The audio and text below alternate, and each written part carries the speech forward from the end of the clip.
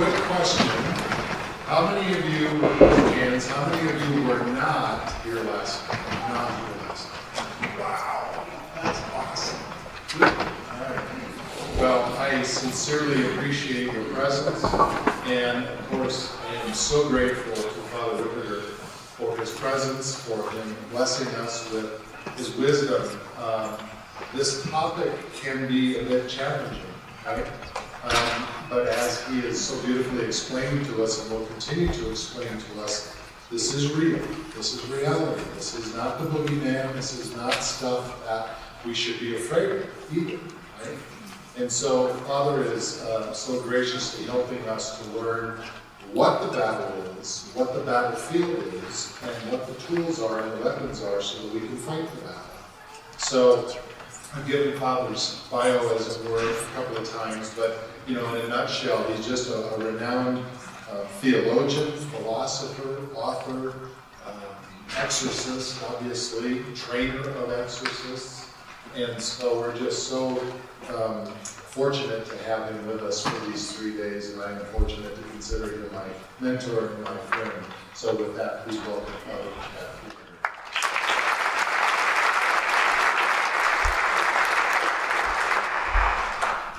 Tonight we want to take a look at what the actual battlefield looks like. Talk a little bit about it. Part of the complexion which most people are going to deal with in their lives has to do with the normal temptation, that ordinary dialogue. That's what everybody is subject to. It sort of deals with suggestions into your imagination, they'll put certain perspectives on those things, and they can also move you emotionally in relationship to them. Each time we sin, as I mentioned, we give them a little bit more empowerment and ground in relationship to those things. Each time we say no to them and fight the temptation, they become weaker so that the next time it's harder for them to move on us. So that's just ordinary dialogue, temptation, ordinary dialogue, influence which everybody is subject to. By varying degrees, obviously, different people have different degrees of that thinking. And there's what we call infestation. This is when demons get into the house, or a home or some building, a location. They may even be in regions. You're surprised that the one in California, especially Los Angeles, is a demon of unreality. Hard to figure out. But it's interesting when you're out there and dealing with caseload, people are so disconnected from reality. And that's one of the things that demons draw. We get into different things. Now, in most cases, they can also infest animals and objects. So we actually saw this in Scripture. So when Christ sends the demons into a swine, they go into the lake and drowned. I always felt sorry for the guy that lost all his swine.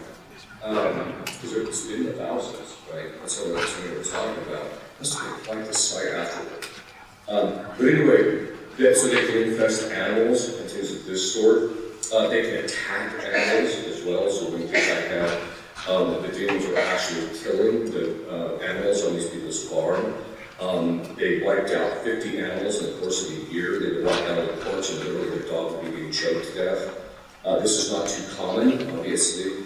In most cases, when you have things that are occurring in the house, like things moving around or people experiencing things at night and things of that sort, it's usually not the house though. In most cases, like 80 to 90% of the time, it's actually not the house. It's someone in the house. And the way you determine that, and because the demons will attach themselves to somebody in the house and then they start messing with the things in the house, the way you determine it is if a particular person in the house leaves and then it follows them, and then all of a sudden things get quiet in the house, or they follow them and they go to, they travel somewhere and it follows them, and that's a sign it's really attached to the individual. And that's actually the case in most circumstances. One of the ways that you can actually keep your house from being infested is just playing chants in the background, burning a candle, an exercised and blessed candle there on a regular basis. Having family prayer on a regular basis will help that significantly as well. Obviously, sometimes people can move into a house and have stuff that's there before they get there. Sometimes I recommend that people actually do a little bit of research before they buy a house. One couple I knew bought a house, and the woman that lived there before had done witchcraft because her husband got cancer, and she was doing witchcraft to try and make it better. He ended up dying from cancer. And then this demon of illness went to kill the first dog, the second dog, he killed his wife, and took him out. So, I'm not suggesting that you bad word about your house. But the point being is that they can actually get in and they can actually infest actual houses. And usually there's a ritual from the lawn that we use that actually is extraordinarily effective. There's only been one house that I've had to do it more, so I take that back. 2 houses. I've had to do that more than once. Usually it just blows it out. Okay. So that's just infestation. When you're talking about human beings, though, there's 5 forms of extraordinary diabolic influence, and it's extraordinary in 2 ways.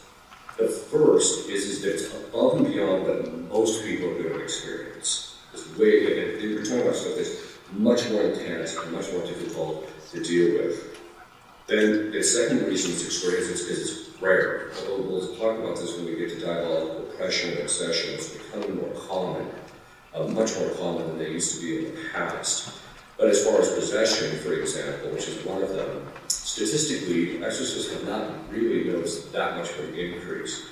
In fact, our general, statistically in 2015, when we first started keeping statistics of the last statistics of last year, because we keep track of how many people contact us. So in 2016, we had 600 people contact us. We ended up praying over 150, and out of that 150, only 3 were possessed. A lot of them, majority of them had other issues, but this was, possession was very rare. So you're talking about the people that contact us, and the statistic holds true, it's only about 0.5% of the people that we possess. So the statistic hasn't gone up. You would think that people are doing. Now, some of that could be that people just aren't asking for help. One of the things I should mention is tonight, especially when we get to possession, you're going to say, you keep mentioning women when it comes to possession. Is there a reason for that? I tell people there's 2 reasons. One is that women are more victimizable, and they're in the image of our aliens, so the demons who hate our name go after them more than men, as a general rule. The other part is that women will actually stop and ask for directions. Most guys want to deal with those women on any help, So, and that's one of the reasons why, because women are actually more likely to seek the help than men. I think that's one of the reasons. Statistically, we see more women than men. Okay. The first form of this extraordinary diabolic influence is called dolor in Latin. It just literally means pain. Now, in some books, it's called vexation, but the term vexation can mean any type of diabolic attack whatsoever. But in this particular case, dolor is the prerogative of saints. It's only people who are extraordinarily holy.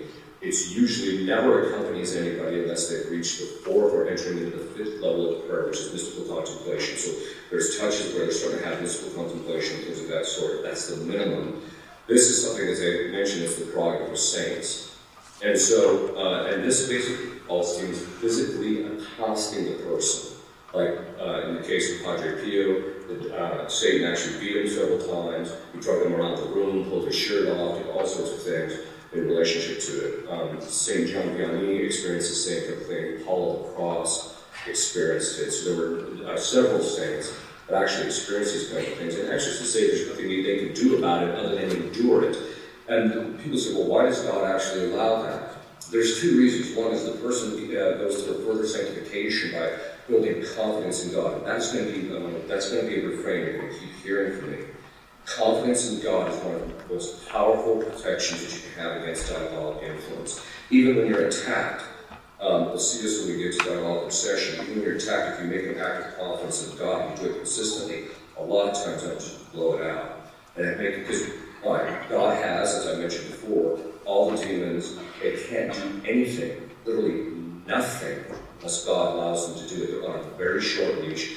And so you know that how, even in cases of possession, even the worst case of possession, what demons can and cannot do, God moderates them because it allows them to do certain things. And this is something we have to keep in mind. And that ultimately, if we recognize that He's allowing us into our lives for the sake of our sanctification and purification, we actually can grow holder to it. We see this even in cases of possession. Some of the most holy people I've met are people that came out the other end of possession and fought the battle victoriously and well. And because through that process they developed virtue, they overcame their imperfections, they got a great deal of merit in beating of the demons. In fact, that's one of the things that St. Paul says, engage the ancient serpent to win the crown of glory, so that the people who fight Satan do it in a proper fashion. God will actually give you a crown in heaven as a sign of that. So the first is that it helps the people that suffer this Dolor, it helps them to actually grow holier through the process. The second part about it is that it helps to humiliate the demons. As I mentioned last night, we are the instruments of their justice. One of the things that you probably might hear from time to time, and this is from exorcists who are not very seasoned, but you'll still hear it from time to time, is they will say things like, you should have certain compassion and mercy on demons. That's just completely false. God doesn't, so why should we? Second of all, they deserve every little bit of it. One time, this one demon, I said, hey, because you did this, you're going to have to do this, so I command you to do this. He just stops and looked at me because there was more than one possessor. He said, I didn't do that. So-and-so did that. I said, well, don't you deserve it? Well, yeah.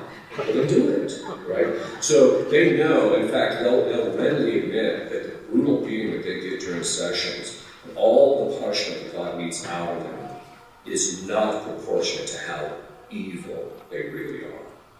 And so, having compassion and mercy, it sounds like something the demons would try and fake. Don't you have compassion on me? Sorry. You don't have compassion on the people that you're possessing. So, Dolor is, as I mentioned, it's not very common. The next is called oppression. This is where demons attack people's externals.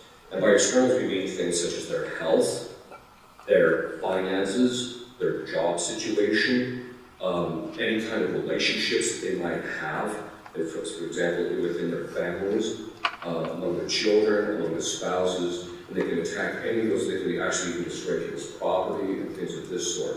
This diabolical oppression, we used to not see it too often, but it's becoming more frequently because of the rise of witchcraft. The more that witchcraft and Satanism are taking place, and all these kids are getting involved with it, we're starting to see that demons are becoming empowered, so they're attacking people in the neighborhoods and things of that sort.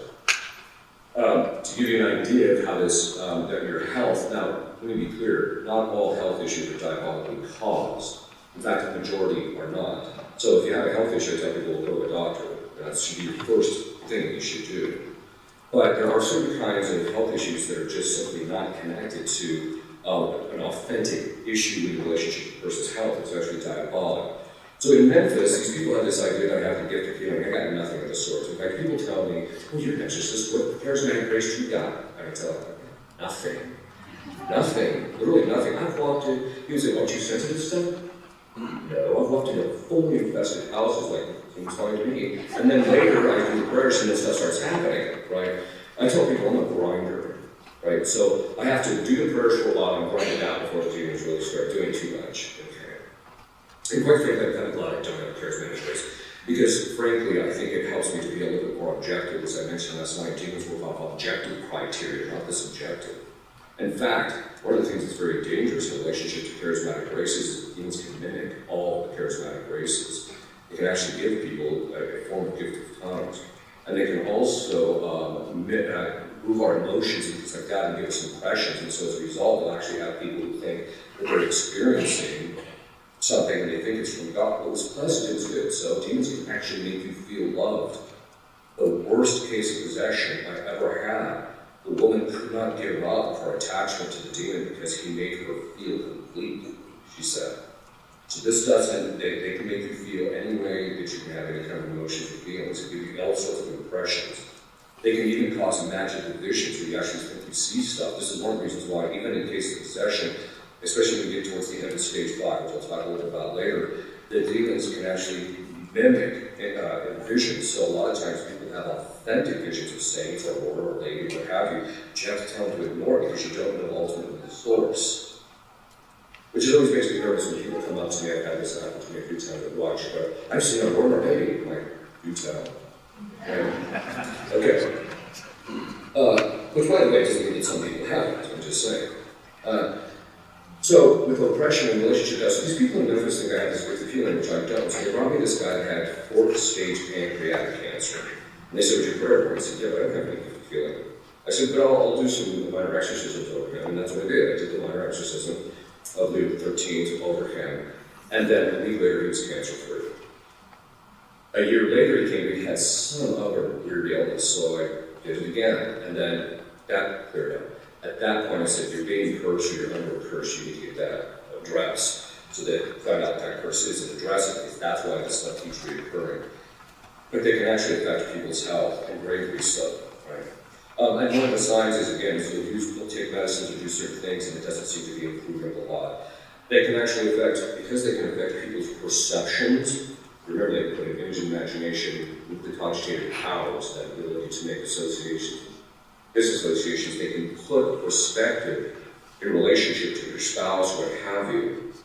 And so because they can do that, they can actually affect the perceptions that your boss has of you, and that's why you're fired. Sometimes they can affect your perceptions of the spouses of each other. That's one of the reasons why I tell spouses, look, I'll ask them, do you believe that your husband or your wife is a person of goodwill? Yes, I do. Then why are you looking at her from that point of view? You've got to get your head clear first before you honestly and truly going to get and talk to them. Because a lot of times, demons, the first thing they do is in dividing people is affect their perceptions so that people psychologically separate from each other. That's the first thing they always do in every relationship.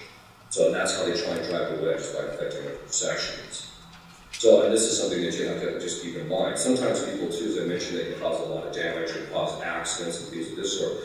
Once in a while, when you get people, I had this one time, this woman said to me, she said, do you think, she said, well, I totaled 2 cars out this week, and I think it's diabolic, and I wanted to tell them, she didn't have bad driving record. So sometimes you have to first look for the natural reason, but then sometimes it is, and what you're looking for with oppression is patterns. The same thing keeps happening over and over again. Another common one that we see is men who are perfectly hireable, they've got a great resume, they're totally capable of working, they've had a good work history, and they cannot secure a job. We'll do some drills over them, they'll break the oppression, we'll do certain things to break the oppression, and then all of a sudden, boom, within a month they're hired. So this is something that you can actually get. Even part of the health issues too, they can actually block women from becoming pregnant. So one of the exorcists that trained me actually had a case of this woman who went 9 years without having any children. He did a minor exorcism over her, she was pregnant within a month. So I'm not suggesting that having problems getting pregnant is necessarily connected to diabolical. That's the things that they can actually do. So how do you address oppression? There's essentially 2 ways. Now, historically, exorcists always said that the way you break oppression is that you just increase your prayer life and you'll slowly taper off. This is one of the reasons why we really encourage in this protocol, which I am, as layman who works for me, developed. And basically, the protocol is essentially 4 things. The first is getting up at St. Angeles at 6 in the morning, noon, and 6, and doing that every single day. People always try to negotiate that. Well, can't I get up at 7? No, that's exactly why I'm getting you out of bed at 6, because you need discipline. The second point, and the second part is doing the prayers of what's called the auxiliary Christian order. You can go right on the internet and say they're not very long, they take 5 to 7 minutes a day. And when you're saying those prayers, if you just start saying them, you'll automatically become a member. And those prayers provide a level of protection for you and for your family. Currently, we think there's somewhere in the neighborhood of 250,000 people worldwide saying this. So as soon as you do that, you're actually plugging into the 250,000 people praying for you and your family and praying for theirs, of course. But you're plugging into stuff that's very substantial. We've had cases of severe oppression and even obsession just get blown out just within a week of people saying those prayers. So there's that. Then the third thing is what we call media fasting. You gotta unplug from all the garbage that's being put in your hand by all the news media and all the stuff on the internet and just cut it down. People say that alone a lot of times clear out your oppression and even diabolical obsession.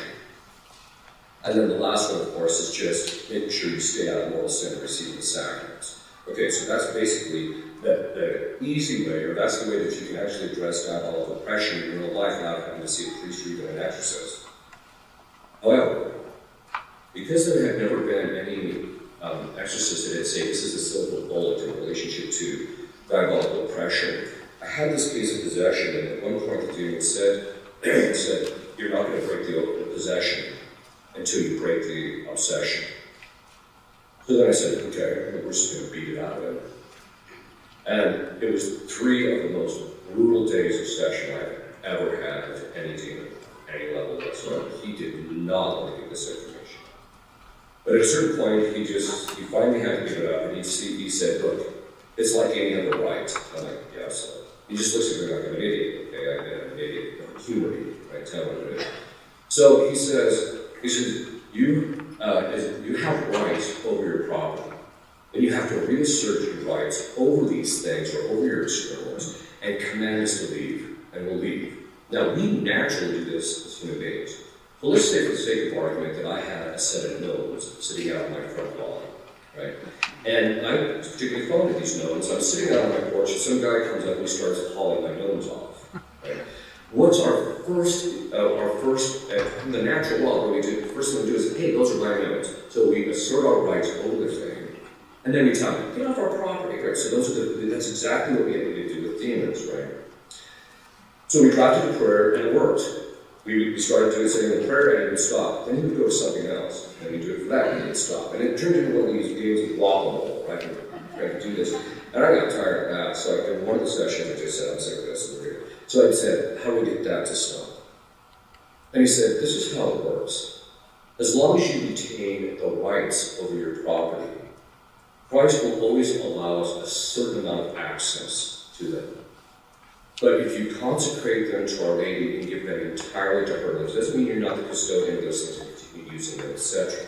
But he says if you consecrate to them and give them entirely to her, once she accepts it, we are forbidden to touch it. We have found that consecrating those externals shuts off 90 to 95% of diabolical oppression, almost overnight. And so this is something that's really important. You have to keep doing it from time to time. And it has to be truly detachment. You have to be letting loose of this thing and giving it to Our Lady. The next form of diabolic influence is diabolic obsession.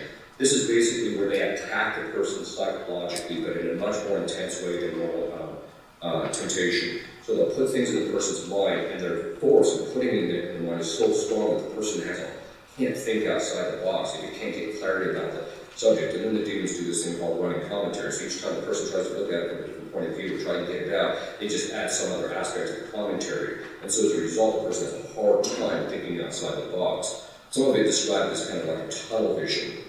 And then they also can move the emotions to where the person, so they have this in their mind, and then emotions become really strong in relationship to this, and so their judgment is bound, they can't think clearly.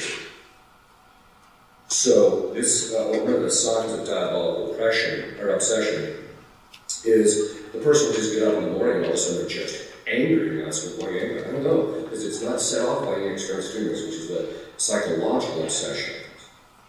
In fact, the way you can discern psychological obsession from diabolic obsession is diabolic obsession will just switch on and then just switch off without any real rhyme or reason as to why it was there. The person, during their period of lucidity, and then they go into this period of crisis where they're being attacked and they can't even think clearly, then they come out the other end and they're like, I don't know, why was I thinking that? Right? And so it just switches on and it just switches off without necessarily any external stimulus. It can also cause the person to have these emotions without anything in their imagination. You see, what moves our emotions is the perspective that we have on the image in our imagination. I mentioned that last night. The guy, when he's first married, he looks at his wife, and the perspective he has on his delight. And after 10 years of marriage, he thinks of suffering. Right? Okay. And that's just because of the perspective, and that's why he has different emotion movements. So I tell guys, look, if you don't want to deal with that, you got to change how you view your wife, and wives with your husbands, etc. So the point being is that it's psychological obsession. It's a set of mental habits a person's gotten into that, and you can usually track it to some type of event or series of events that cause the person to begin obsessing. And so there's a slow decline, and it's very consistent. When you take people who are diabolically obsessed and you pray over them, all of a sudden, boom, they lift, and all of a sudden they feel symptom-free. And how heavy the diabolic obsession is will determine how long they have that period of clarity. If it's like half a day, that means it's pretty severe. If it goes like a week, that means it's not so bad. And so the primary way that we have found with diabolic obsession to address it is through this protocol. The problem with people who are diabolically obsessed is in every case we've ever come across, it's because people are spiritually undisciplined. They're not praying on a consistent basis, or fasting on a consistent basis, or doing certain things on a consistent basis, which would build their spiritual strength and discipline. And so of course, that's the first thing we do is put them on a plan of discipline, forcing them to do these things. And once they start doing it, a lot of times that will just clear it out on its own. Doing meditation. Teresa of Avila says that there's, and going across talk about how there's 9 levels of prayer. First level is vocal prayer, the second one is meditation, mental prayer. The next one after that is effective prayer, concurrence, simplicity, it goes up, right? And so these 9 levels of prayer, most Catholics never even get beyond the first or second level. And she said the entry to all the higher levels of mental prayer, or all the higher levels of mystical contemplation, you have to go through meditation, and most people never begin there. But if people are meditating, then a lot of times that itself will blow out the diabolic obsession. Why? Because in meditating, you're actually thinking, you're using your imagination to think of things that are holy, that are of God, etc. And so when the demons deal with that, by trying to force your imagination, you're thinking of something that's holy, they're going to back off. And so meditation itself, doing it every single day for a minimum of 15 minutes a day, itself will keep diabolic obsession at bay, and it will also blow it out, generally speaking. Okay. Diabolic obsession is increasing, however. We've noticed that there's quite a bit of an uptick of diabolic obsession. Somebody asked me what percentage of adult people in the United States are diabolically obsessed. And I said, based on my experience, I would probably say it's somewhere in the area of 25%. Later I asked several other exorcists, and they said basically the same thing. And part of the reason we're seeing that is because A, people aren't living good Catholic lives, they're committing moral sin, which is kind of how demons get their foot in the door. But then also, one of the things is that they're doing things that can open up the door to this. Because any moral sin can open up here is due to diabolic obsession. The most common one we're seeing is people who avoid doing pornography. In fact, most people are unaware of the fact that the Satanists taught the people in the pornography industry that if you curse the master copy of the pornography, all the subsequent copies bear the same curse, and whoever watches it may become subject to that curse. We've seen guys become possessed through this process. And so the point being is that we're seeing a drastic increase in diabolic obsession. They used to say, before the Second Vatican Council, that the Catholics had the least amount of mental illness of all denominations. And all the psychologists admit it was because of the outlet of confession. After the Second Vatican Council, there's more Catholics in mental institutions than any other denomination. Getting to confession on a regular basis, in fact, confession, remember when I said that I can pray with people and all of a sudden it lifts? Going to confession has the same effect. People will go to confession and all of a sudden, this, and they feel something free. You see this most in relationship to the Sixth Commandment.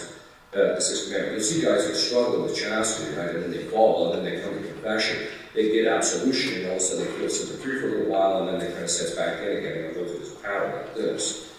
And that's a pretty clear sign of this diabolic obsession.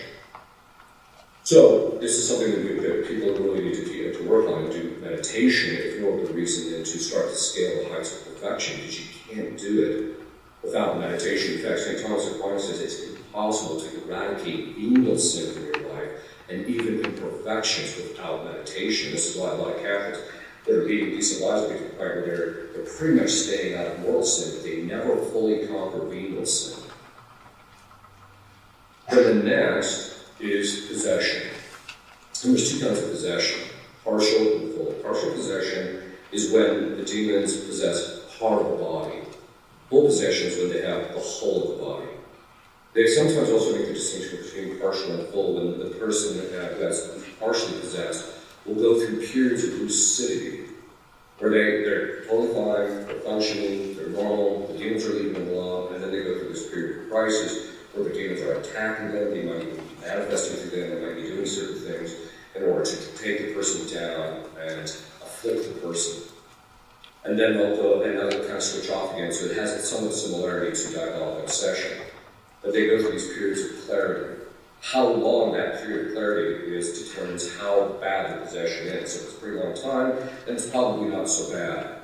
Whereas if there's hardly any periods of clarity, that's a really dangerous sign, because it's a sign that the demons have done this thing called enmeshment, but it's this building, which I talked about last night. They build psychological compatibility with the person that they possess. So once they possess, they start picking at the person with very specific things and getting deep into the person's psychology. And as the person gets into that, it empowers the demons and they become more subject to them. And so, as time goes on, they get so enmeshed in their psychology, it becomes extraordinarily difficult to get them out. In fact, there's one kind of possession that I tell exorcists, you'll never liberate them. And it's when a person has borderline personality disorder, possessions layered on top of it. Borderline personality disorder are people, I call them justice collectors. It doesn't matter what you do, you say good morning, and they're like, what do you mean by that? I mean, there's nothing you can do. And they're just chewing you out for it, right? And so we're constantly looking at these injustices to get over on top of you because it gives you a false sense of empowerment. The problem is when you layer possession on top of that, you can't say the prayers of the person because the demons are driving. They've started driving this borderline personality disorder, driving that, and so you can't get them psychologically disentangled in order to get the person to fight the thing properly. Then at the same time, they can't go to a psychologist because the demon's doing this running commentary, so that everything the psychologist says is see, she doesn't believe you, see, she thinks you're nutty, see this, and so the person literally can't get clarity in those moments. But that brings up a very important point, because people say, well, what's the connection between things that are psychological and possession? How can you tell the difference? And actually, if you really know human psychology really well, and you've done a lot of exercises, you've seen a lot of diabolic behavior, because demons themselves have a very distinctive psychology. It's very similar to ours in certain respects, and it's very different from ours in a lot of respects. And so when you can actually just talk to somebody, and a lot of times you know this is diabolic psychological patterns. These are not human patterns. I'll give you an example.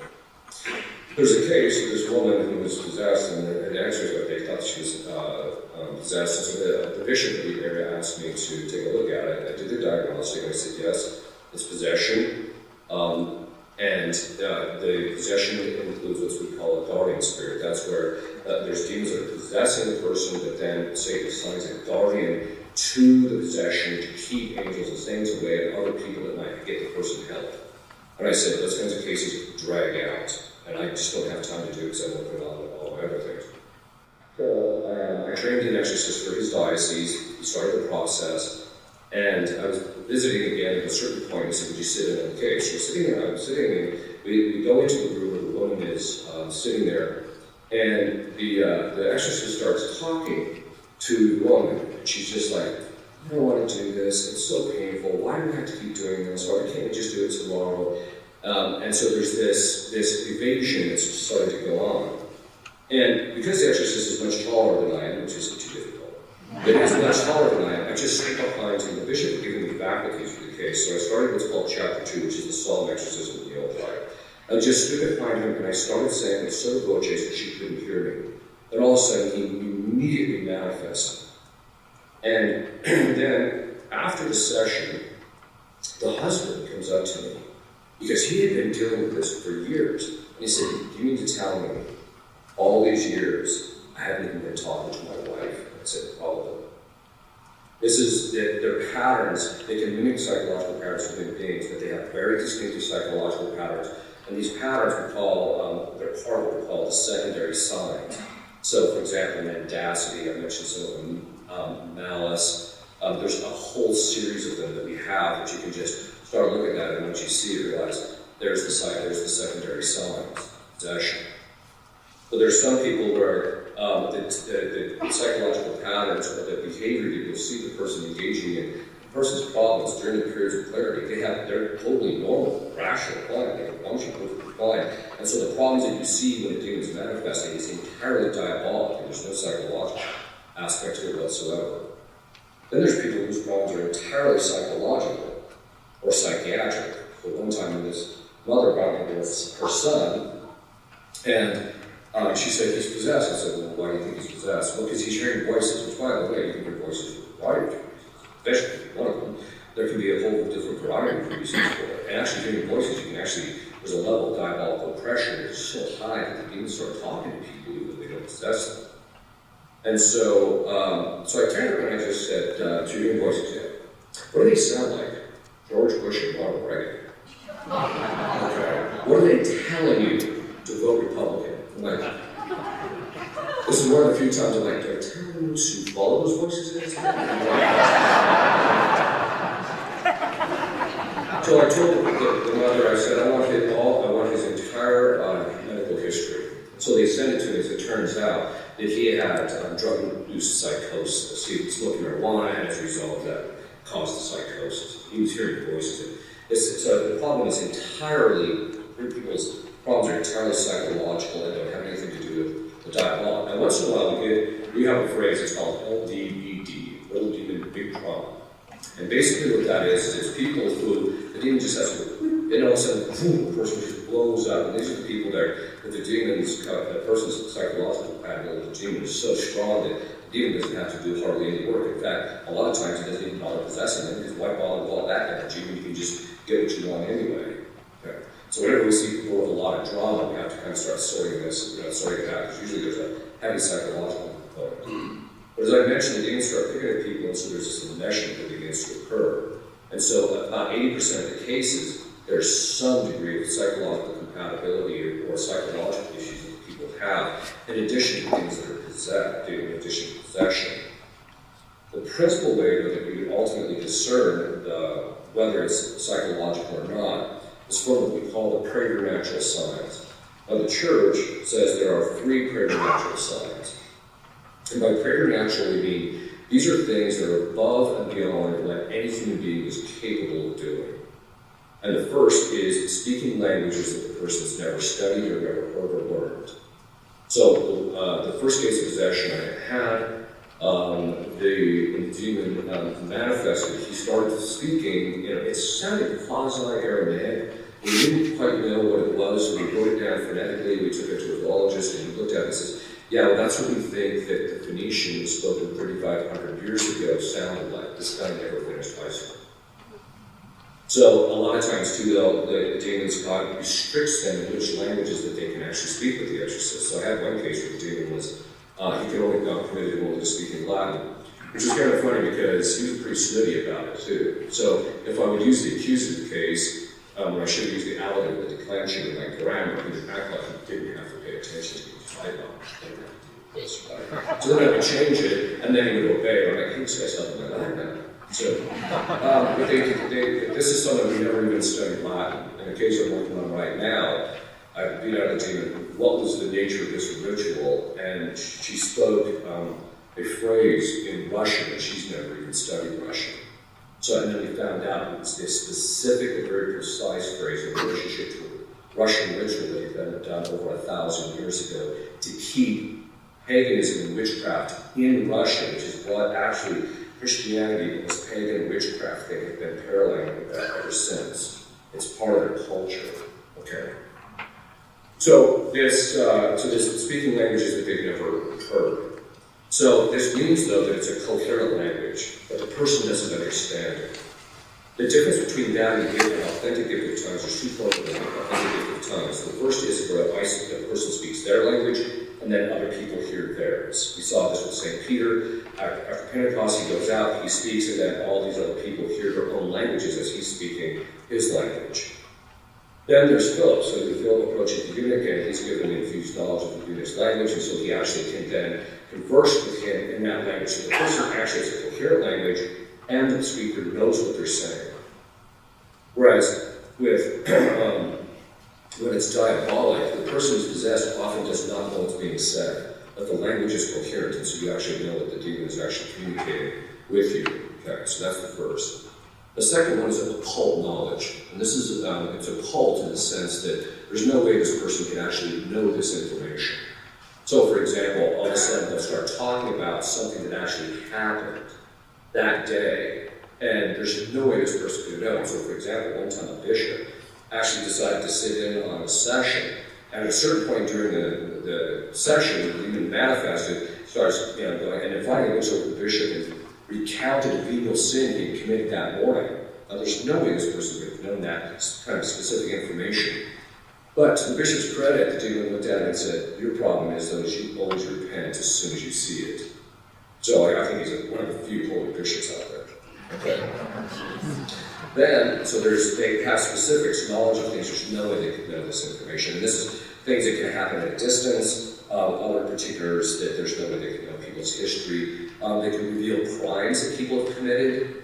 And that's actually what happened in the case of Annalise Michel, who is the person that the movie Emily Rose is based on.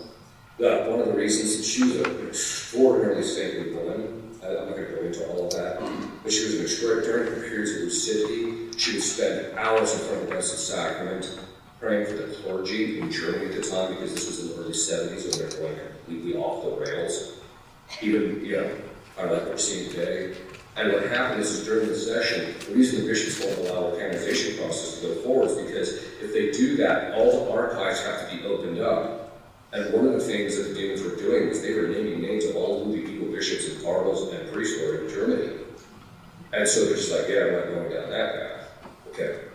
So the point being is that this is stuff, and the demons were naming the precise things that these guys were doing. And so this is stuff that there's no way that they could actually know. The second form of occult knowledge is demons will talk in a way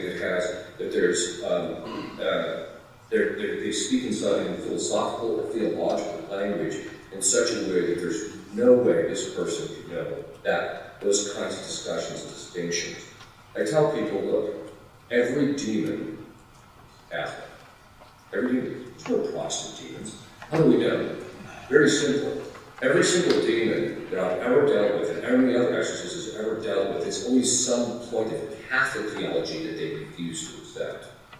You never hear a demon say, oh, well, as soon as I heard that if I accepted Jesus Christ as my personal Lord and Savior, then I'll have to say, God just didn't accept that. They never talk that way. In fact, as the ritual says, that the doctor of heresy. They're the doctors of heresy. They're the ones that are coming up with this nonsense. Right? Okay. So the point being is that the person will say certain things, make certain theological distinctions. You're just like, there's no way they could say this. There's no way they could know. So in one case that I have, the demon made a distinction in Latin between what he said, because I was dragging this guy through every single sorrow of Our Lady, because when he was created, he was given a vision of her interior life that she's going to have in this life. And he said when he saw that, he said she was so absolutely beautiful that he couldn't bring himself to share her even with God.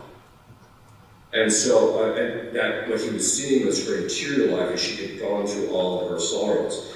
And so at a certain point, I commanded him to tell me and what was going through Our Lady during her sixth sorrow. That's when they take Christ down from the cross and she's holding Christ. And he said, consummate est. Okay, I'll explain what that means here in a minute. Then he said, what about the seventh sorrow? Beneath rest. I'm probably only one of 5 theologians on this planet that even knows that distinction in Latin. And it basically boils down to this. And it's only because I had stumbled across it in a book that I had read years ago. In a sacrifice, there's 3 components. The first is you have to offer the thing to God. This comes straight out of the Old Testament. You have to offer the thing to God, which sets it aside for sacred use. The second thing is you have to slay the victim. So the offertory relationship to Christ was in the garden, and he said, not thy will, but thine be done. Then he's slaying the victim, so he has to go through the passion. The consummate est means it's complete. So that's why what happens is in the sufferings of Christ, the reason Christ went through that totally brutal process of the passion was to merit everything that was necessary to undo all the effects of original sin, all our woundedness, and everything that was necessary to completely restore humanity to perfection. Each and everything he did undid the fall of Adam and Eve. And that's why he went through all that. And it's not until they give him the myrrh, which is the inversion of eating fruit, right, or they give him the vinegar, that his response is consummate, it's complete. Because why? It's in the eating of the fruit that their disobedience becomes complete. And in his, it was that where it becomes complete. That's why it says consummate est, and then he dies immediately after that. In relationship to Our Lady, the consummate est it wasn't until she had to hold the dead body of our Lord that her sacrifice that she went through was complete. But in the Mass, the offertory is done at a certain point in the Mass. And then the splitting of the species during the consecration is the slaying of the victim, and then the consuming of the host by the priest is the consummation of the Mass. That's why they used to ring the bell at the offertory, and you had to come running in to fulfill your Sunday obligation. As soon as the priest received communion in some Latin American countries, they ring the bell again and it would pile out, right? Well, I fulfill my obligation. It's usually the guy sitting outside smoking, listening for the bell. Okay. But even after the priest receives Holy Communion, it's not finished yet. The ritual isn't finished. And so he said, when Our Lady finally put Christ in the tomb, everything she had gone through was finally finished. Right? It's done. Everything that she was told by Saint Simeon, the whole process of the Passion, she knew most of the details before it ever even happened. And these details, when she finally went Christ, very she knows it's finally finished. That distinction between consummate est and finitum est, as I mentioned, is something that very, very few people would have known at the time when she said this. And yet this demon just talked about that like it was nothing to him. Okay, so that's a sign of occult knowledge. And this woman barely finished high school. Okay. Then, the other form of, the other thing that do to a diagnosis of possession is, and this is all the complexion of the spiritual battle. Obviously, these are the more intense forms of the spiritual battle that I and exorcists and other people deal with. But this gives you a sense of the battlefield. And most people aren't going to be dealing with this stuff, but you should be aware of it. But also know that the temptations can actually lead to oppression, can lead to obsession, which then can lead to possession. So you have to try and work on working people up the scale, so to speak. The last one is things that are beyond human capacity. So this would include things like superhuman strength. The most common one is what we call morphing. It's where people change shape. So one of the exorcists who trained me, every time he would put the skull on the back of the guy who was possessed head, his face would elongate and look like a wolf. There are times in which, for example, women will completely transform into the figure of a man because they're manifesting what the demons actually look like, the characteristics of the demons. So, in fact, that's 95% of what the exorcist sees is morphing by varying degrees. And people say, isn't that kind of scary? I'm like, nah, after a while, it's just part of the landscape. Right? In fact, the only reason I pay attention to any of it is because I'm trying to figure out what can I learn from that. Is every time, and this is something that's really important, when people are really holy, they have a lot of virtue. So their faculties are trained to perceive things that are evil, but also be inclined to things that are virtuous. So when the demons come to tempt them, the person's much more sensitive and more likely to turn the demons. That's why they don't like to attack people who are holy. It's the same thing with the trained exorcist. After he's been doing it for a while, they don't want to attack him because as soon as they do that, it's based on the principle the cause is always some way the effect. And what that means is that every time a demon attacks you, he reveals something about himself in that process. It's not like you welcome the attacks, but when they happen, after I've dealt with them, I'll stand back and say, what did I just see? What am I looking at? And a lot of times you'll see something that gives you a complexion, and then you can go into the next session and you can hammer it with that very thing because he's revealing something about his personality in that process. Okay. So, that morphing can give you a sense of who and what they actually are. Now, some demons, like for example Lucifer, every time I've had him in a case, he manifests differently. Whereas Beelzebub, which is another name for Satan, so Lucifer, Satan, Beelzebub are the same guy, but then Beelzebub manifests under the context of Beelzebub. He always manifests in the exact same way. His jaw elongates a little bit, his head becomes narrow, eyes become bloodshot.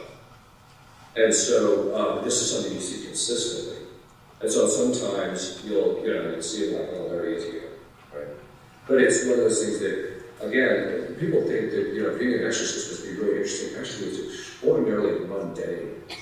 Because, 95 to 99% of what you're doing is just praying for this guy, beating him silly and making his life miserable. My job is basically to torture rational creatures to the point where the pain is so severe that they give me information, right? And after a while, you're just, it takes a bit of doing to keep your focus because it's just the same stuff over and over again. And demons are do the same stuff over and over again. So after a while, it gets a little boring. The only really interesting thing is not the demons at all. The only real interesting thing is, as I mentioned last night, that being an exorcist is like being on the receiving end of a sewer pipe, right? But women lose their rings down the drain once in a while, so you get these little gems floating down, right, from time to time. And so, like, for example, when the demon said that Our Lady's interior life was so absolutely beautiful, he later revealed why that is. If you want to hear it, I did a conference called Our Lady of Fair Love. But in there, I talk about why she was so beautiful. Interiorly, even though they say physically she was very beautiful. That's her interior life. The demons were completely taken with when they first saw her, or it was revealed to them. But it's things like that that give you pause to realize how beautiful the other side of things are. The diabolic stuff is, like I said, after a while it gets boring. It's this other stuff that just will blow your mind. And so once in a while, like we just had this last week, where this one demon revealed something about the nature of sacrifice that it literally left all the priests that were there stunned for a day and a half. This is to say, it revealed something about the nature of sacrifice and how fortunately nobody sacrifices anymore, and that's why most people end up spiritually lazy and don't do what they're supposed to be doing. That's why a lot of priests are very lazy, even as priests, etc. But it's things like that that are beautiful. Another thing that we will see from time to time is levitation. And levitation is not necessarily a sign of possession, because St. John Chrysostom, I think that used to levitate, and that was from a spirit, a supernatural cause. God caused it to levitate when we pray or say mass. So sometimes too, you can go to certain houses and people can be levitating against something in the house, which is very, very rare that you can see that. So levitation is not a necessary sign, but it's one of the things that you actually see. And so this category is anything that is beyond any kind of human capacity. So for example, one time, I was listening to a psychologist, and they're just like, maybe the person's just watched a few too many movies, or maybe this is a psychological problem. I'm like, I don't think sticking to the ceiling is a psychological problem.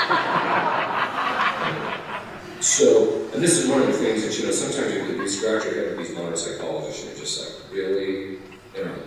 Or people will say, they'll say things like, well, maybe they learned the language, like how they learned the language. Well, maybe they heard it once. Do you know of anybody that can hear a part of the language once and then be absolutely fluent in the thing? It just doesn't even make any sense. It violates what we call the principle of sufficient reason, which makes no sense. But anyway, so those are the preternatural signs, and before you proceed to solemn exorcism, you have to make sure that you see at least one of those. Maybe not necessarily see all of them. Even though the demons are capable of doing it, God restricts them. But the primary case I'm working on right now, it's this whole knowledge that he's constantly talking about and revealing. And so this is how we know that the person's possessed. Okay. The possession, then, is, people say, well, how can you actually become possessed? There's essentially three ways that you can become possessed, but they all hinge on God's will. Nobody becomes possessed unless God permits it. Okay. So the first is you commit a mortal sin. As I mentioned last night, any mortal sin is an open door to possession. Any mortal sin. We've had cases where a woman, when she was 17, committed a mortal sin of pride that caused her to be possessed. Fornication, as I mentioned, pornography, any mortal sin. The more common ones are things like witchcraft, being involved in Satanism, or dabbling in those kinds of things, etc.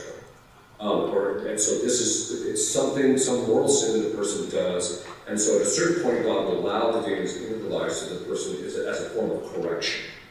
It's like a parent spanking the kid in the Lord because you're not doing the right thing. Okay? The difficulty a lot of times that does happen is people don't take a spiritual approach to it, so once the demon gets into the person's life, then he starts driving really bad behaviors, and the person gets even worse. But a lot of times people then they'll realize, oh, this is bad, I gotta do something. The next is through no fault of their own. Now, sometimes you hear exorcists, you can't become possessed unless you give into it. That's just completely false. Unless you consent. That's just completely false. It's right in Scripture that we know that's not true. Christ asked the father of the demoniac, how long has he been like this? Since birth. You can become, there's cases where exorcists recount where people have become possessed in the womb. And I've had cases where people with possession, in fact, a lot of the cases, especially involving women who've been molested or raped or things like that, is because it's before the even age of reason. And so the demon gets your foot in the door very early on, and then they just live with the person and drive the person throughout the course of their life. And so so the second one is anything that bad, gravely disorder happens to the individual. You have to remember, the domain of Satan is disorder. So any grave disorder is an open door to possession. One woman I know became possessed by Baal, a pretty stout guy. He's a hard demon to get out. He's a very strong one. One of the top demons.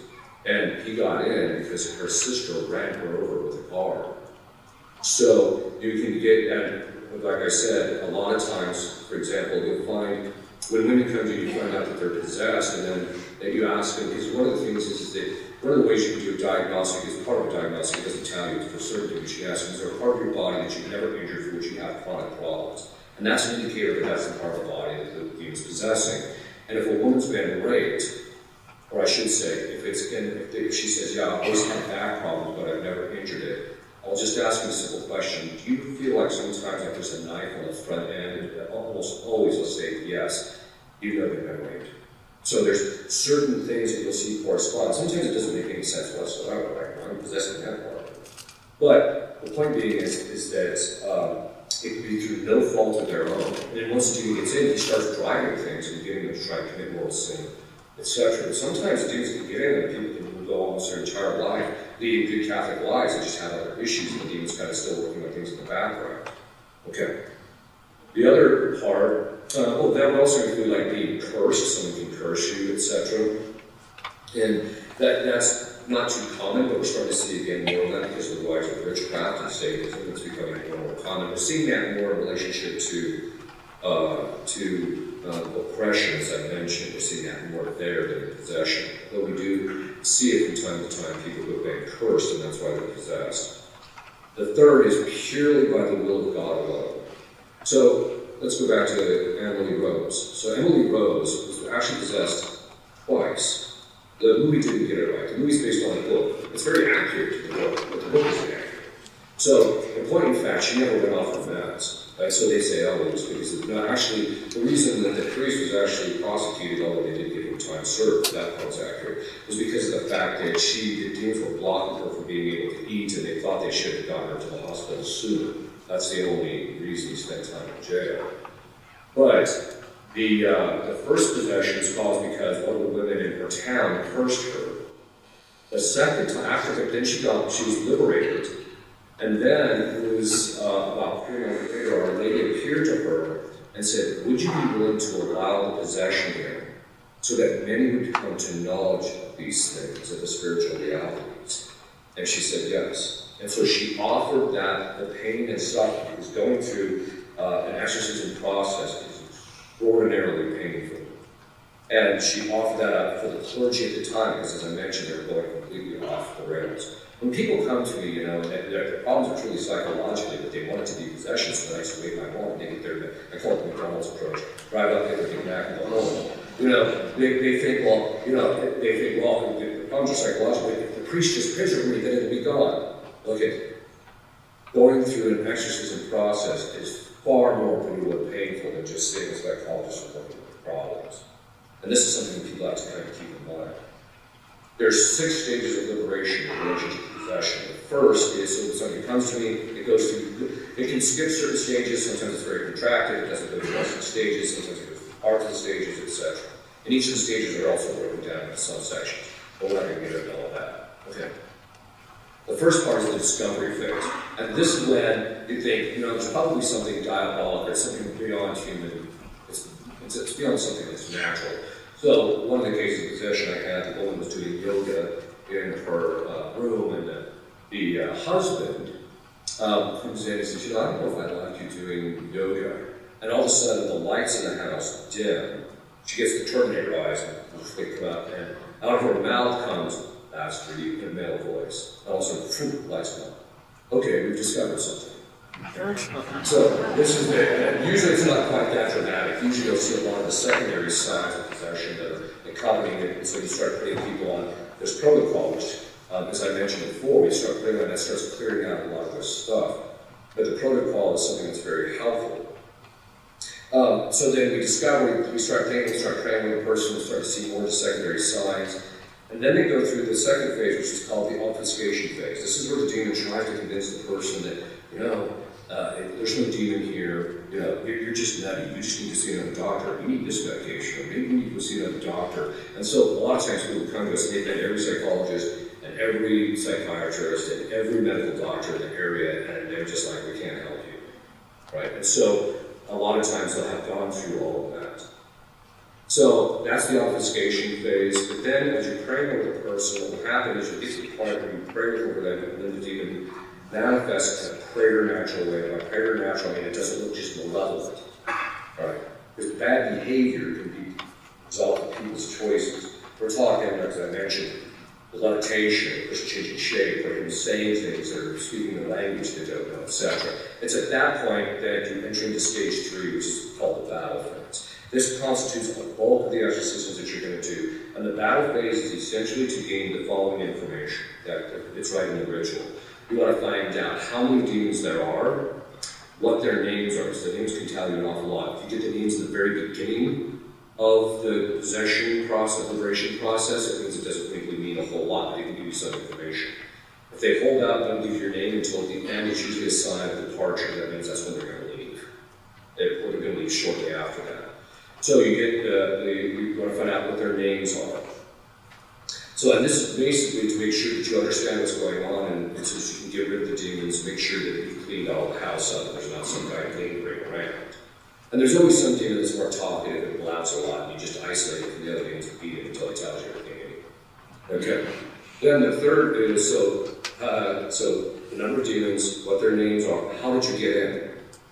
Because a lot of times, how they got in is the inversion of how you're going to get them out. So if it was by a pact of the devil, or if it was by some type of curse, then you just do stuff to break the curse, and then a lot of times you can get the demons out. The second is, the fourth thing is time and date of departure. It's in the ritual. I usually don't ask that and press it too much with the demons because I find that they lie almost all the time. Father Amorth, who was probably the father of modern exorcism in Rome, did it for 40 years or more, I think. But anyway, he talks about, he didn't ask that, and Monte, who's now the head of the International Association of Exorcists, I agree with him. He says, I don't ask it because they lie most of the time. And what happens is they'll say, oh, I'm leaving next week, and then the next week comes and then they'll leave, and then it discourages the person because you're spending your whole time trying to get this person, first of all, get psychological separation from the demon in this process, as I mentioned, but then also to get them to build that confidence that God is going to liberate them. And it's very difficult because you're getting beat around a lot. And then the last piece of information, as you're going along in stage 3, you're going to do, as I mentioned, what will happen is it's like throwing them, right at the beginning, they'll just blab all sorts of information, do all sorts of stuff. I just tell guys to keep a mental note of it. Because it's like I said, it's like throwing a puzzle up in the air and it lands, you don't even know what you're looking at. But these are the pieces, and as they start getting towards stage 5, into stage 5, all the pieces start to come together and you see this coherent picture of the spiritual reality that's behind the scene, and that's what explains the possession. But then the stage 3, your goal is then is what you're trying to get out, which you usually get in stage 5. But the thing you're trying to get out of that is what is it going to take to get you out? Now this brings up a very important point in relationship to spiritual warfare that we're doing there, with the Q&A. And that's this. Spiritual warfare is like any type of warfare. Precision is everything. You can pray until the cows come home over a person and not get anywhere. And all it takes is for him to tell you one little prayer the person has to say and boom, he's out. It's the same thing with oppression. So when you're consecrating your exterior goods, you're doing those things, you have to be as precise, mentioning the very things that they're attacking. It's the same thing. So precision is everything. And you'll find this. It's not until the picture coalesces, comes together, that they'll tell you something. And by the way, God is simple. When demons say, oh, well, she has to have some drink water for a year, and then she's got to make these pilgrimages, they're lying to you. Right? And because the reason they're lying to you is because they want to drag this thing out. It's always something simple, like she just has to say this prayer, or she has to go to this particular pilgrimage, or go on this particular pilgrimage and do this. Or sometimes it's just, you just have to put those hands and tell them to leave. Or you have to say the specific prayer to St. Michael. It can be stuff that's very simple, but you won't necessarily know what that is until you get towards the end. Stage 4 is what we call the external phase. So if you're going through stage 3, you're gaining more and more power and authority with the demon. When it gets to the point where it gets to the end of stage 3, he starts losing control of the internal dynamics of the possession. We can't control things. The person's starting to gain psychological separation. And so then what happens, you enter into stage 4, which is called the external phase. This is the stuff that you see in the movies where the person's levitating and starts moving around the room and all that kind of stuff. People say, have you seen that? I said, yeah, I've seen that, but it doesn't happen too often. Most people skip over that 4th stage. And it can be in a variety of different ways. So Hollywood always wants to make it dramatic. And like I said, it's pretty mundane most of the time. So then after you get towards the stage 4, then you enter, which is the external phase, you enter into stage 5, which is called the ascendancy phase. This is the phase where it starts to climb out, and the person's periods are proceeding to get longer, the demons are leaving them alone, they're starting to lead a pretty normal life, right? And it's getting like, this is a crucial stage because a lot of times, the only time they're experiencing any pain in relationship to demons is in sessions. So demons say, look, you're just going to go to sessions, you're alone. Just tell a lie. Because as soon as the person decides to make that going, the person just goes down to the camp and takes more power and control, and it's the process is much longer. But as they climb out, and then as I mentioned, what's going to happen is right when you get to end stage 5, he's going to tell you this one piece of information, and you just do that one thing, and then boom, the person's rated. As I mentioned, God fashions that process to reveal these things about Him. There's a variety, there's several reasons why He allows possession. To help the family to grow in virtue, to help the person grow in virtue and purification.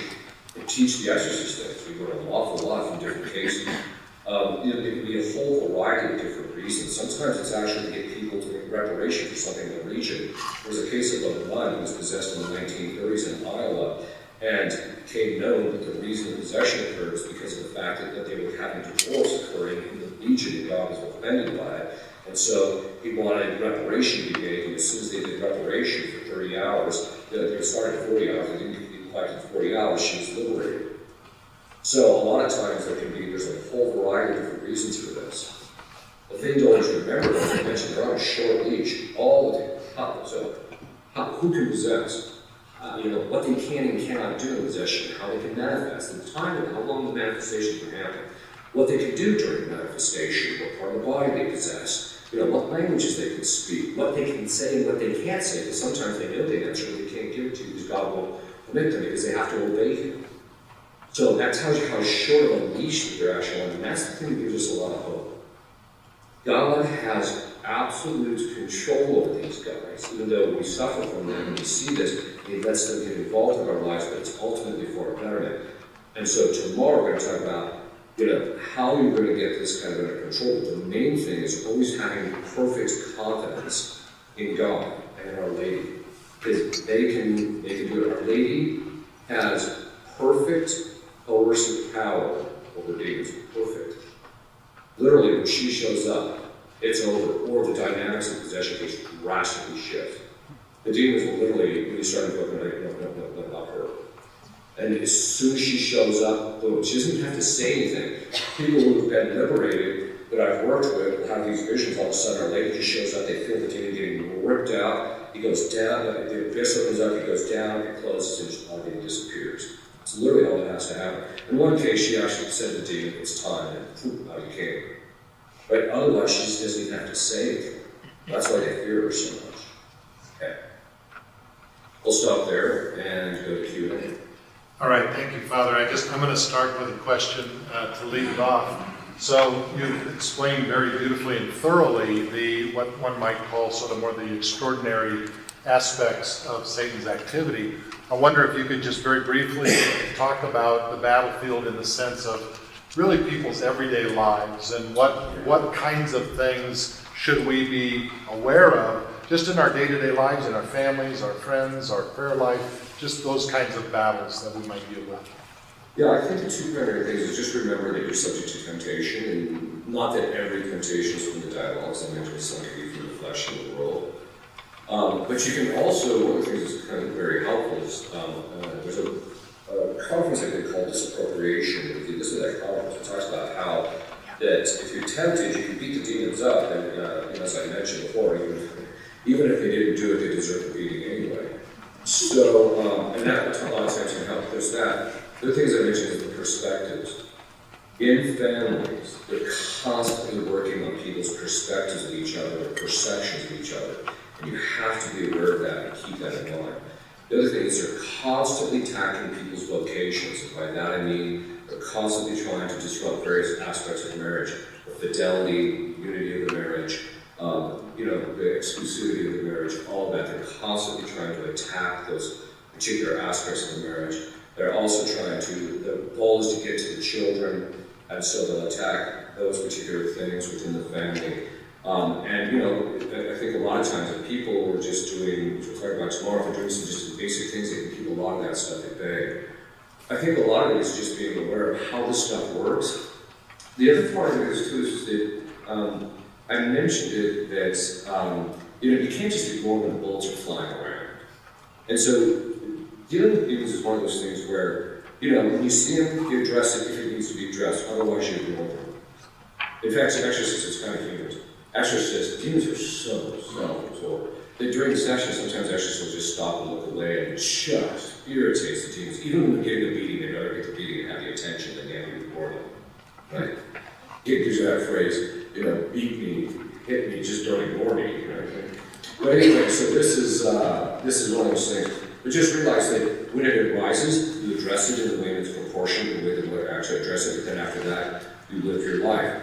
The thing that you want to remember, and this is something which is very helpful in relationship to dialogue and obsession, is, and you see this with scrupulosity. Scrupulosity is a distraction. It's getting people focused on anything but God. I just tell people, you keep your focus on God. You always keep your focus on God. And then when the demons pop up, you just do what you have to, and then you go back to focusing on God. Because if you focus on God, the demons aren't going to be sticking around for very long.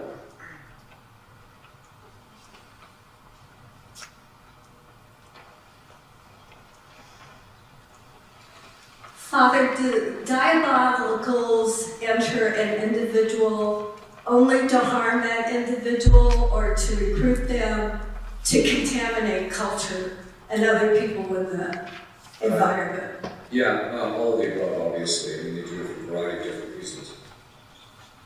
Sometimes the demons, what they do is they're trying to commit all things, they're trying to get the door open so they can get into the person's life and then eventually take them down. You have to remember that in hell, there's no grace, there's no love, they're not capable of loving each other, they can't stand each other. The only thing that's left is power. And so what they're trying to do is gain power over us so that if we end up in hell, they're above us and can have control and power over us. So that's part of the reason they're doing it. The other time, too, is that sometimes they don't have any choice. They're constricted. In fact, I'm dealing with the case right now with the demons that I never wanted this. I never wanted to take possession. I never wanted any of this. And when God told him he had to do it, and there's a very specific reason why. And so he had to sit and take his beating, right? And so sometimes they're actually constricted by God in order to, so that good can actually come of it.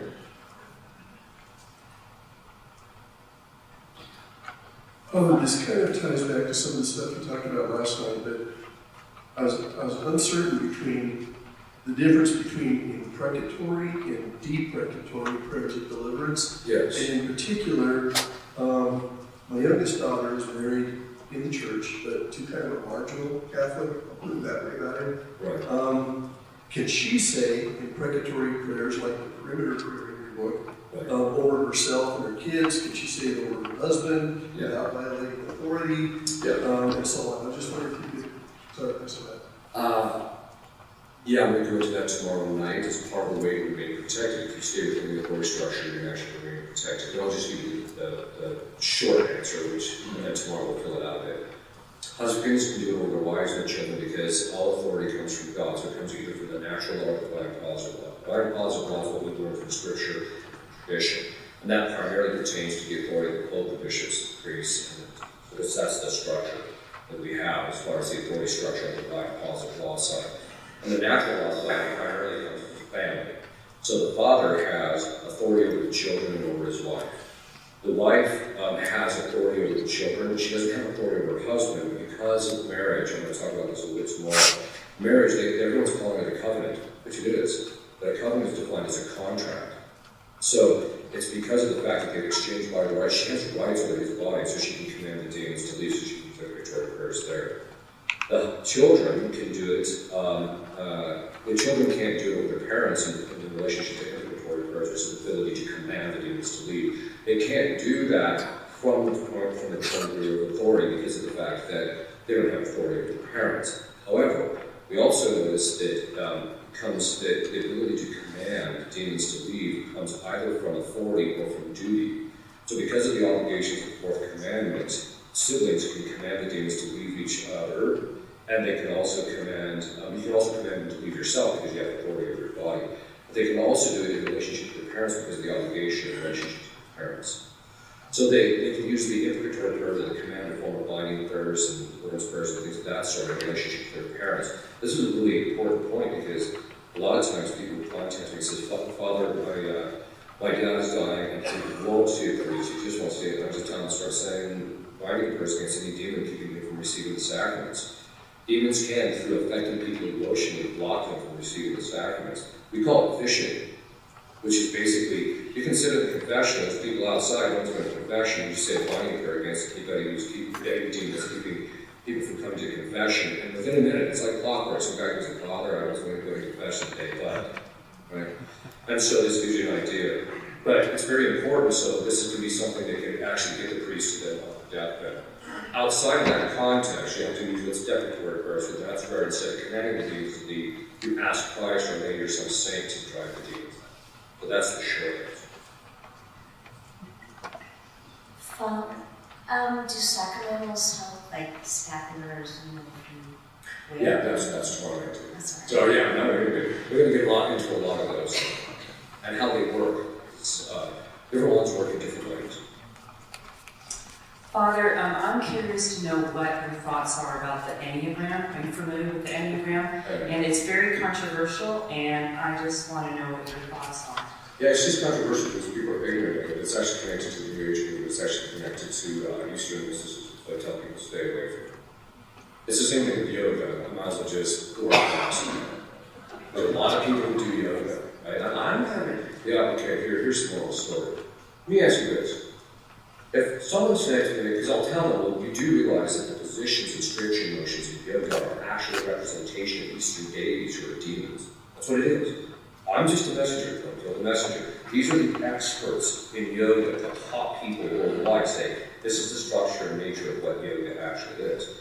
And people say, well, I don't intend to it, so it's okay. Really? Let me ask you this. If I stood up here and said, you know, I want to get some exercise, but I'm not going to do anything religious to do my exercise. I'm going to keep getting that exercise, but I'm not doing anything religious. What are you going to say to me? I'm going to say, sorry, that's a sign of the cross that has its intrinsic meaning. It's the same thing with yoga.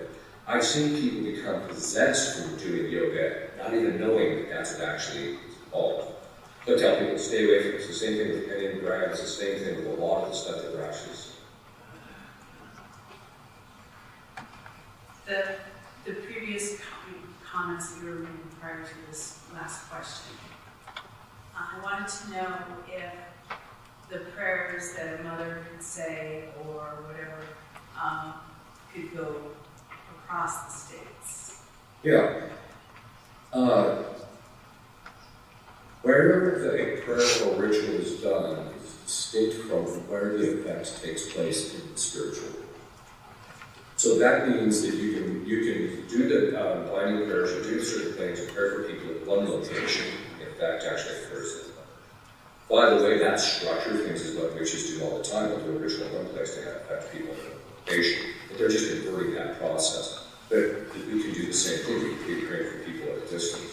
And it has its effect. Father, you said that Jesus in the cross restored humanity to perfection, and we do all the bad that original sin created. And if Jesus is the new Adam, why is it that we still are born with the original sin? That's a very good question. So, the church is very clear, the saints have been very clear, theologians throughout time have been very clear that the passion and death of our Lord is infinite in merit. But we know de facto that, so in its cause, it's infinite. But the application and its effect is limited. And it's not going to be until after the resurrection that the full effect of the passion will be, the effects of that cause will be made manifest. So right now we still labor under those things only because he hasn't fully applied the effects of the passion. That's one of the reasons why St. Paul says, through my own body I make up as lacking the sufferings of Christ. Not because they're not infinite, but because it's in us doing these things that merit from Christ is applied in our lives. And so that's why it's ultimately because on the side of the cause it's infinite, but in the application it's finite. Hi, thank you. I was just wondering what you would say is the correlation or relationship of demonic possession and technology.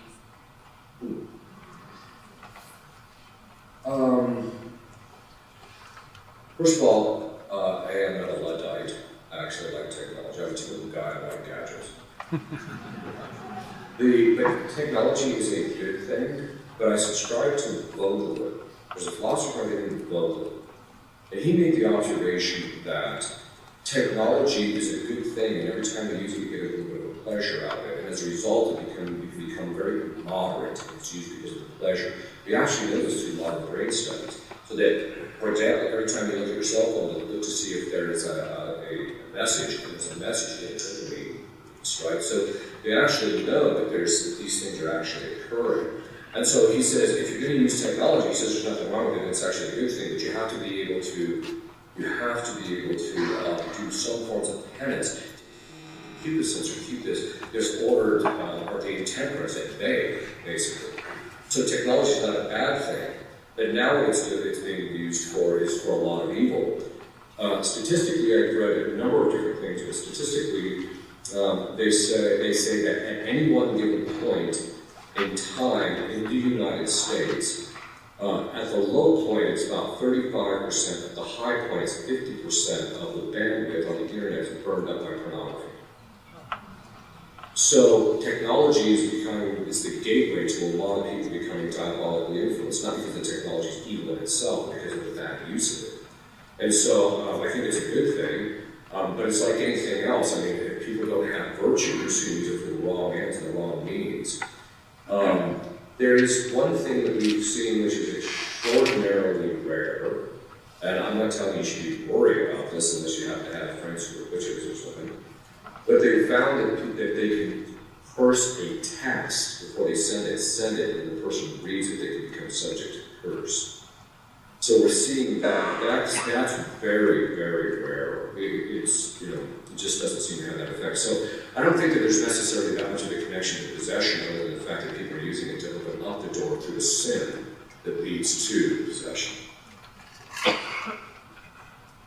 So what should we do as parents that if we find out that one of our kids stumbles across porn, and it's happened in a lot of good faithful Catholic families that have tried to lock down everything, but we can't be everywhere at the same, at whatever, wherever our kids are. So let's say one of our kiddos, very naively and innocent, stumbles into that, and of course with that dopamine rush gets a little bit further than what you would hope for. What do we do? I have the deliverance prayer book. That's one of them, yeah. Okay, so what prayers out of there specifically? Well, one of the things you can do is consecrate, but you have to realize is that now, because this thing is now in his memory, in a certain sense, he's been wounded through the process, or she's been wounded through the process, in a sense, because now the cognitive power and imagination or memory have this thing of this disorder. And so one of the things that you can do is actually pray for their healing, so pray for their healing. Having them pray for their healing. Also pray for the grace of forgetfulness, so that they forget it. Basically, it's not that you can't recall the thing, it's just that you don't recall it. It just doesn't come to mind. This is something that I recommend for people who view pornography in the past, or even in their own sin. Because a lot of times the imagery and experiences we have of our own sins becomes something that's confused, and you can ask for Our Lady for grace of forgetfulness. The beauty of being a priest is that you're just constantly in the habit of that. I mean, what you're going to hear as a priest in the confessional, you're going to hear 99.9% of what you're going to hear for the rest of your priesthood in the first month. But after a while, you can't even remember anything, right? Which is kind of nice. But you usually don't remember stuff too often, too frequently. And so it's the grace of forgetfulness, so asking for that. I think that also, a lot of it depends on the circumstances. People ask me, well, how do you know the demons can get their foot in the door? That's pretty easy. Demons are showing. Stand, not being looked at and paid attention to. And so what it means is that once they get their foot in the door, they're going to start acting out. So a lot of times, I'll ask people, was there an event in your life after which you never felt the same? Now, for your kids, after that, their behavior seems to kind of go back to normal, and they just need a little bit of adjustment, and you're probably okay, at least on the side of the diabolic side. That doesn't mean, though, that they're not going to have to go through a healing process, and you're going to have to pray for that in relationships. So that's the short answer. I mean, obviously, there are some good Catholic therapists that may have to help the child cough that if they saw was like gruesome or something. But generally speaking, that's the process. You mentioned that some extreme phenomena have occurred in front of you during exorcisms, like levitation and people morphing into a different shape. Have you ever recorded this on video, or have you ever had anyone come in to document that kind of thing? The Vatican strictly forbids exorcisms to be videotaped. And I think there's a couple of reasons why. One is because the people who are possessed, they feel ashamed, even though they shouldn't necessarily feel ashamed. A lot of them are leading very holy lives. So that, you're not allowed, there's that element. So it's a psychological element. The thing you always have to do, you have to be really careful too, is when you're working with people, you have to really know what you're doing, because if you say the wrong thing or do the wrong thing, you can cause a tremendous amount of damage, and the demons can seize on that, and then it sets you back a few weeks in the process. So this is one of the reasons why you don't do it. The other part of it is, it's to protect the anonymity, sometimes of the exorcist, but also of the people that are helping the exorcist, also the people who are possessed. It's also done because there are times when certain things will be said and done in the sessions, and the Vatican does not want that on videotape. But the primary reason, I think, is because they know once you do it, it's going to end up on the internet. The other part of it is they've, and all that does is fuel people's curiosity. They really like to see that. I don't think you do. Right? But the other thing is that, so it fuels people's curiosity. They do allow you to record the sessions if there is a sufficient reason for it. That they're getting very close. I heard there was some discussion. I haven't seen the documents, so they haven't come out with it. But they were even thinking of forbidding that to be recording because of the fact that they're having problems with some of those showing up online. So the church is very careful about this. Part of it is too is because a lot of times, like I said, this stuff is really mundane, and you don't really see a lot of those extraordinary things. And so if you're videotaping them and putting them out on the internet, people are going to that's just what I told you, because they're not going to see anything necessarily extraordinary. Because usually the preternatural signs occur at the beginning, periodically, once in a great while, during the third, and right at the end of the fifth stage. So that's the general parameters where you're going to see that. And so you don't see it most of the time. I do believe that we are part of the mystical body of Christ. I would just like to ask if there are any prayers that we can add to our daily life in order that we can do our effort on our part, or you guys can do your effort on your part, so that we can help each other as church. Yeah, there is. I think the principle, well, first of all, just becoming full yourselves. But the other part of it is, as I mentioned, the group I was the only Christian one, because that's the one where, so the exorcists who pray that are enjoying the effects too, those prayers for their protection of their families, and also the liberation of the people that we're actually working with. And so in that particular case, the Auxiliary Christian is one of the principal ways. Sometimes you just offering up your prayers for them, but I'm going to make the recommendation that's really important.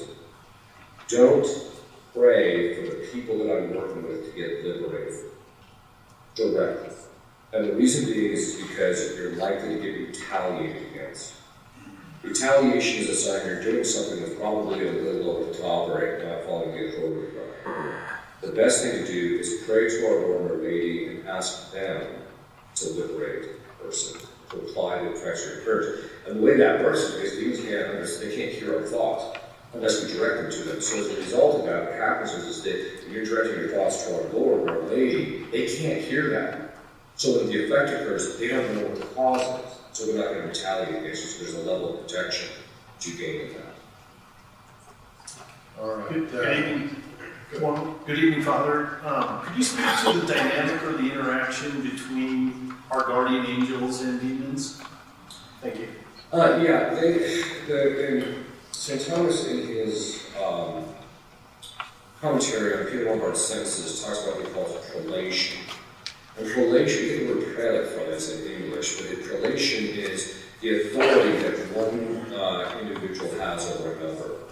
And so our guardian angels, technically speaking, because they've been consigned to us, have prelation in relationship to any demon that would afflict us. However, we know that there's times when they have to stand back and allow the temptation to occur because God wants it for the sake of our purification, our testing, etc. There's a funny story in Padre Pio used to see his guardian angel all the time.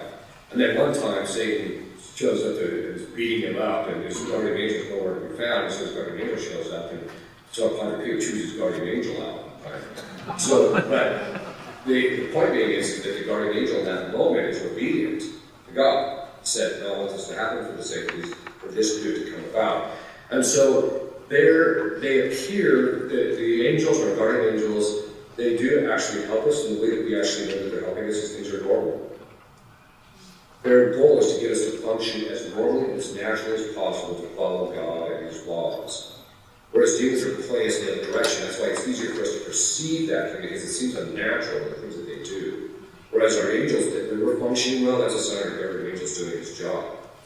But they seem to be a little bit more limited in that relation, whereas our ladies, I mentioned, has perfect course of power of demons. In a certain sense, they all do. The biggest difference is that God seems to be much more fond of allowing Our Lady to use that as she wills. She just seems to be all over the place when it comes to all the exorcists talk about how she is so involved in so many cases of liberation. And so she just got more of her. But the guardian angels actually do protect us. And the way that you gain more protection from your guardian angels is by developing a relationship with them. You know, if you say, my guardian angel doesn't do anything, well, when was the last time you talked to him? Right? Well, I haven't talked to him in a couple of months. Well, then he's just waiting for you to talk to him. Okay? And the more you get them involved, the more they're actually capable of doing it. What's interesting about guardian angels, and I'm going to go into this, because I think we're at that time.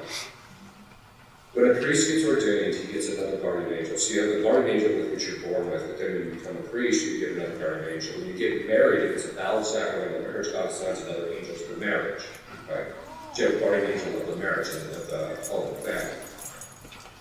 But the guardian angel of the priesthood, it's interesting because the people that have seen these guardian angels, which I'll give an account of one once here in a minute, talk about how they're because in the spiritual realm, demons tell you that stature is everything. So how big of a guy you got tells you how important the priest is, right? So, and they'll describe the exorcists, guardian angels, as these huge. And I'm not saying they're important. I tell people the reason I need such a big guardian angel is because I'm such a little guy. But the point is that they actually do. So one time there's one woman, and this will give you a sense of how much guardian angels love us, their compassion for us, and how they're just very quick to do what we need, just immediately. I tell people one of the most beautiful things about being an exorcist is, like, for example, one time I just said to Padre Pio, the student would sit still. So I just turned to Padre Pio and said, Linda, would you get this guy under control? All of a sudden, the woman just goes, bam, down on the floor, and she's writhing around because the demon's manifest, right? Later, I asked her, well, what happened? I said, I don't know, I can feel his foot on my back.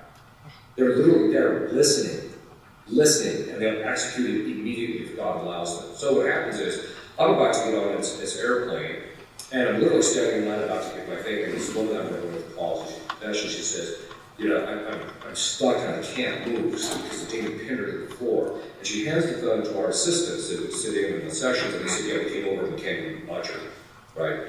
And so I said, look, I'm standing in the middle of the airport, I gotta get on this plane, it's only an hour flight, I'll call you in an hour, right? So I hang up, give it a ticket. I said, as I'm walking down the course, I said to my guardian angel, my priest, to go help her. That's all I said. So we get to the other airport, I get on the phone, and I say, are you still praying? She says, yes. So I said, it's a couple of simple binding prayers. He lets loose of her, and all of a sudden, she says, I have to go. She hangs up. I'm like, okay, that's something I said. But what happens is, so then 5 minutes later, she calls back. She's sorry, I haven't been in the bathroom in 5 hours. I'm like, that's reasonable. And then she said, did you send the guardian angel of your priesthood to me? And I said, yeah, how did you know? He said, he appeared to me and held my hand through it. He did what he could do, but God wanted her to go through that for her spiritual benefit.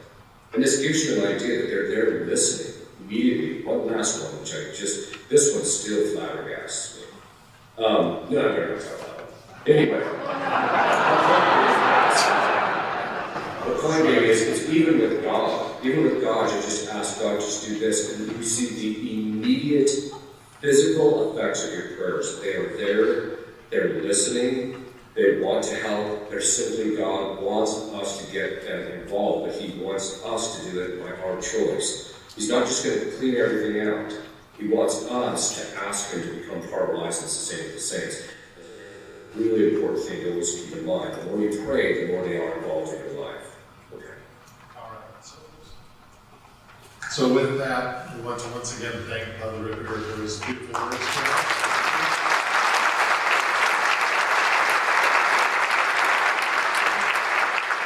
If you please kneel once more for